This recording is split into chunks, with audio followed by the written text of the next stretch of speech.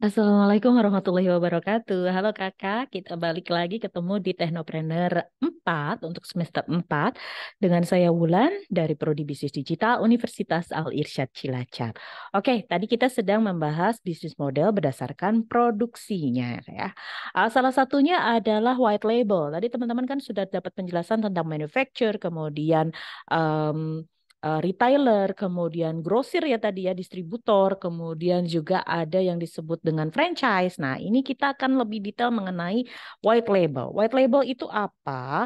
White label itu adalah pemberian merek dagang oleh sebuah perusahaan, tetapi proses produksinya dilakukan oleh perusahaan manufacturer. Jadi aslinya orang yang menggunakan atau si konsumen dari white label ini bukan langsung pembeli etek-ketengan ya. Biasanya yang beli itu adalah reseller, orang-orang yang menjual kembali atau retail. Atau mungkin ada juga yang belinya itu distributor besar gitu. Nah, ini mereka beli kepada manufacturer bentuknya. Jadi si white label itu aslinya siapa sih si pelakunya? Pelakunya adalah manufakturnya gitu loh. Pabrik-pabrikan, bukan pabrik bohongan, tetapi pabrik-pabrik yang ada gitu. Nah, mereka itu bikin versi white label, nggak pakai merek, nggak pakai logo. Jadi benar ya, tidak semua produk yang berlogo yang ditemukan di toko yang kita lihat di toko mana itu, apakah itu benar-benarnya punya mereka sendiri atau enggak, produksinya mereka sendiri atau enggak. Ternyata enggak gitu. Karena aslinya ada beberapa perusahaan, ada beberapa manufacturer yang menjadi white label. Maaf ya. Nah, orang yang menjadi white label itu berarti mereka menjual produknya itu dalam kosongan. Kosong itu artinya tidak pakai merek, tidak pakai logo. Nanti ini bisa dibeli oleh reseller, terus dipasangin jadi logonya mereka sendiri gitu. Oke. Kenapa sih ada pembisnis yang melakukan white labeling? Nah, pembisnis itu si manufacturernya itu atau si pabriknya itu bisa lebih fokus pada produksi barang atau jasa. Nggak usah mikirin metode pemasaran atau harus gimana-gimana. Nggak usah harus ada distributor, nggak usah harus ada retailer, apa namanya, bikin aliran produk ke konsumen itu mereka nggak usah gitu. Karena mereka harus cukup mikirin yang penting bikin aja gitu. Jadi mereka benar-benar hanya produksi barang, nggak pakai mikirin pemasarannya gimana. Karena nanti mereka pasti langsung barangnya itu dibeli oleh PT lain atau perusahaan lain atau reseller lain yang beli produk mereka yang nggak pakai merek itu. Nah, konsumennya ngapain mesti beli? Karena konsumen white labeling ini mereka bisa menjual produk kualitas terbaik, nggak usah pakai bikin sendiri.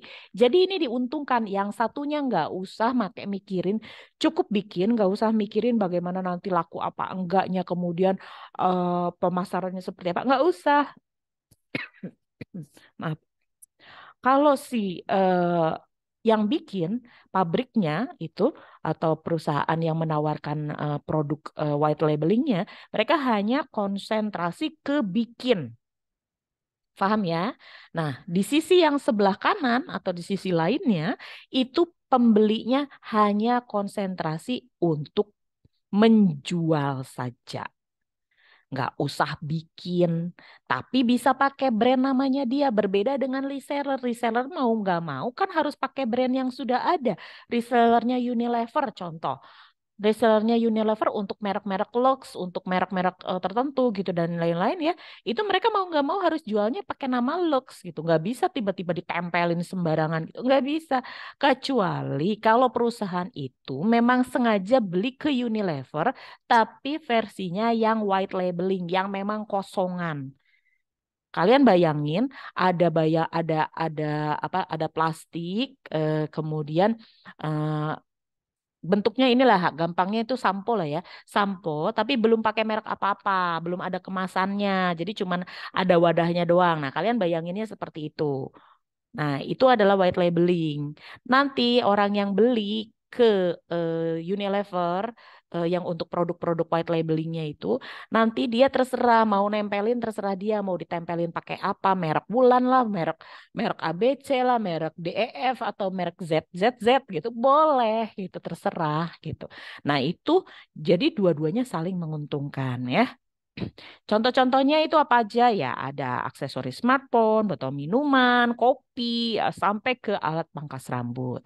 Kemudian cara kerjanya ya tadi si produsen itu memproduksi contoh baju itu nggak pakai merek, nggak pakai logo, nggak pakai nama, nggak pakai label. Contoh lain adalah kerudung. Kemudian mereka menjual ke pengecer atau ke perusahaan yang memang mau beli gitu. Kemudian perusahaan itu terserah nantinya bisa naruhin logonya mereka di produk itu. Nah, kuncinya adalah anonimitas. Artinya nggak pakai nama, nggak pakai logo, nggak pakai label. Konsumen itu nanti nggak akan tahu bahwa itu belinya dari perusahaan mana. Mereka nggak tahu gitu karena memang anggap aja perusahaan inilah yang memproduksi gitu. Padahal aslinya tidak. Dia hanya beli white label gitu. Nah, ini berbeda dengan private label. Kalau private label, ini contohnya mungkin teman-teman lihat ya, ada di Indomaret, ada di Alfamart, merek-merek, ada tisu, pupuk bayi, kemudian apa namanya beras sampai ke minyak, terus ada botol minum. Nah, teman-teman sering ya lihat ya, itu adalah produk private label. Ini mirip banget sama white label aslinya gitu, tetapi ada perbedaan signifikan di antara private label dan white label. Di sini nanti ada penjelasannya. Nih kalau private label itu nih ya, kalau private label ini produknya memang dibuat oleh pabrik, tapi dikhususkan untuk satu retailer. Jadi udah pesen ini nih gitu, udah pesen rentengan nih, udah pesen banyak nih, udah jelas banget juga gitu bilangnya. Saya mau pesan ukurannya, kemudian botolnya yang kayak gimana, atau mungkin bentuk desain. Nah itu tuh sudah detail banget gitu loh. Kalau yang private label. Tetapi kalau white label, mereka itu ya bikin aja gitu, bikin kosongan gitu, terus habis gitu dijual. Terserah yang mau beli siapa gitu.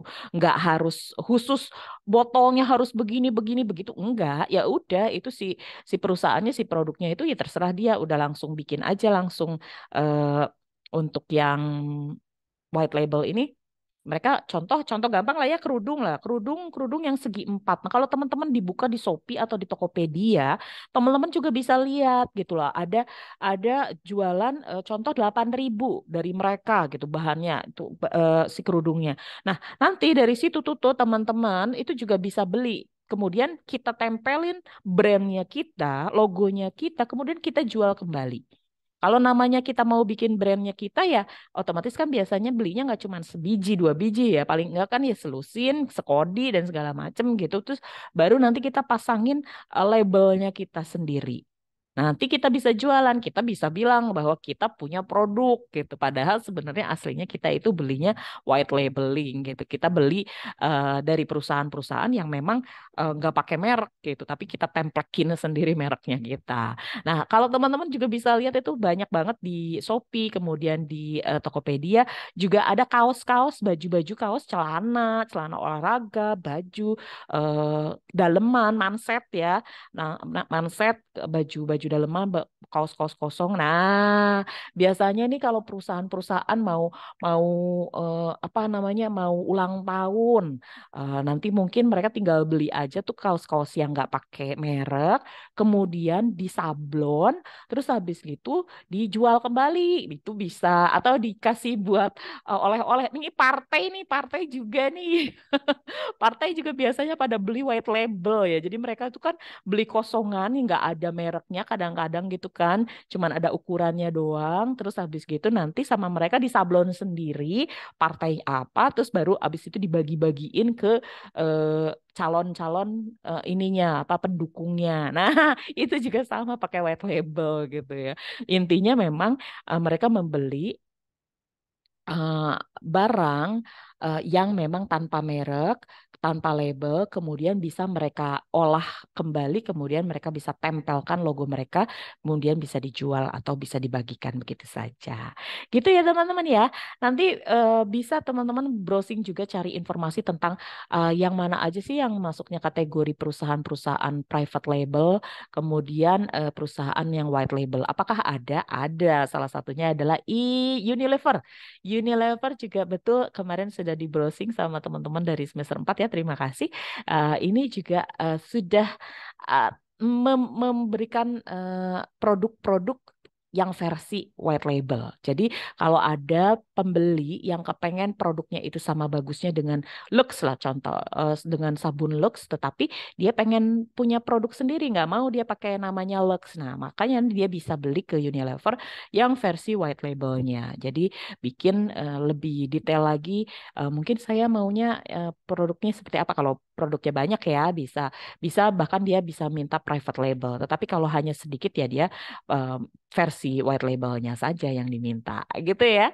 Bisa dipahami ya teman-teman ya. Kalau nggak paham nanti teman-teman boleh drop saya email atau bisa WA ke WA saya. Nanti kita akan diskusikan lebih lanjut di kelas offline-nya kita atau bisa kita diskusikan lewat Zoom juga. Oke, saya tutup dulu ya. Terima kasih atas perhatiannya. Assalamualaikum warahmatullahi wabarakatuh.